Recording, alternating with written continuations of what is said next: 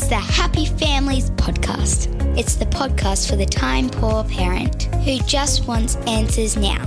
Hello, this is Dr. Justin Coulson on the Happy Families Podcast. I'm doing it on my own today. Mrs. Happy Families, Kylie, my dear wife and mum to our 6 kids, just couldn't be here because sometimes, well, that's life. I don't know how else to say it. When you're homeschooling a couple of kids and running a busy household and all that sort of stuff, sometimes you just can't show up for work, and somehow Kylie has managed to not be here today. So we're going to have a conversation without Kylie. I think we can still manage it. The discussion that I wanted to have with you is actually a really important one, and it revolves around emotions and the way that we respond to our children's big emotions. Over the last 15 years, since I've sort of started doing parenting workshops through to today in 2024, what I've noticed is that there's been a really big swing. When I first came on board and started to talk to parents about their kids and their emotions, what I was saying was revolutionary. This idea that we should pay attention to our children's emotions, that we should be responsive to them, and to take a leaf out of John Gottman's book, that we should work on this thing called emotion coaching with our kids. Now, this overall is a good idea, and my position hasn't changed. However, thanks to the rise of mummy bloggers and Instamums and the TikTok parenthood craze, I don't know what else to call it. There's so much TikToking going on around parenting. What I've noticed is that parents over the last 15 years have gone through nothing short of a revolutionary change in the way that they respond to their children and their big emotions. So much so that, while I don't believe that my position has shifted at all, I believe that the rest of the world has gone from nowhere near what I was talking about to going well beyond what I was talking about and actually making emotions too important. Now, I've been thinking about this and talking about it for at least a year now, including in a conversation that I had with Dr. Lisa Damour. Lisa Damour is a New York Times bestselling parenting author. She's had 3 books on that New York Times bestsellers list. She and I have had a couple of really great conversations on Instagram and on this podcast. And what I wanted to talk about today is this swing to a really, I'm going to say, a hardcore version of gentle parenting, if you can handle the juxtaposition, a hardcore version of gentle parenting and the impact of the TikTok generation of parent influencers. This swing to making emotions too important, making too much of kids' emotions, is something that I'm worried about. I asked Dr. Damour the same thing, and here's what she said. Perhaps. I will tell you what your question reminds me of. It reminds me of a conversation I had literally almost 20 years ago when I was enormously pregnant with the kid who just finished her first year of college, my oldest daughter.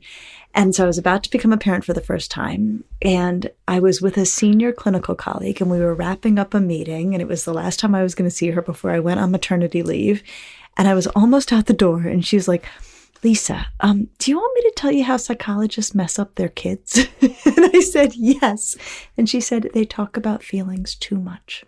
They talk about them too much, that when the kid is having an upset feeling, the psychologist parent might be saying, oh, you're having a mad feeling. Let's explore that mad feeling. And what she said is there comes a point where you say, you've been upset for a while. What's going to help you feel better? So I really love this.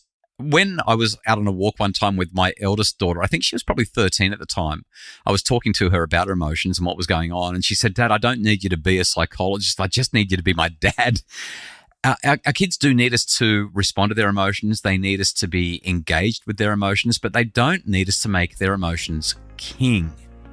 I just love the way Dr. Damour highlights that in her previous conversation with me.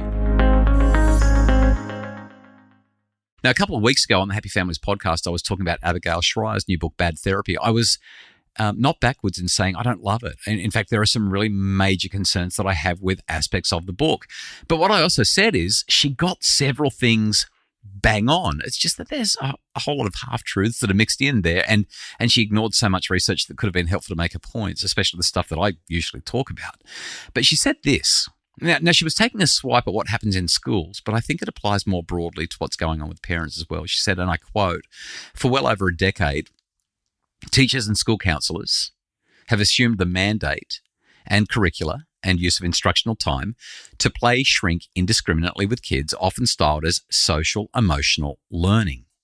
Parents stopped trusting their own judgment and family traditions regarding child rearing, instead relying on shrinks to guide their parenting. And we all allowed our kids' largely normal bad feelings to be pathologized by those in the bad feelings business. Generation Z is receiving unprecedented levels of mental health treatment. They seem only to be getting worse. Now, my take on this when we go too far in responding to feelings, we do the same thing. Is it true that there are some children whose feelings are really big and need a lot of attention? Absolutely. Is it up to parents or school teachers or counsellors to look after that? Not really. This is a job for people who are trained in psychology. And the reason for that is when we respond by going too far in terms of feelings, what we actually do is we marinate in the feelings. We ruminate and chew over the feelings. We don't get out of the feelings. And that's where you need somebody who's trained to help you to not only work through the feeling, but get past the feeling.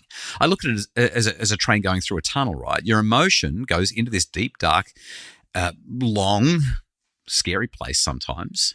But so long as you give it the time, it will come out the other end. Unfortunately, too often when we sit down and we try to validate and sit in the feelings of our kids without the appropriate training, what we do is amplify and magnify the feelings. Now, please don't get me wrong. I'm not suggesting at all that we should ignore our children's feelings. They need to be acknowledged. They need to be validated.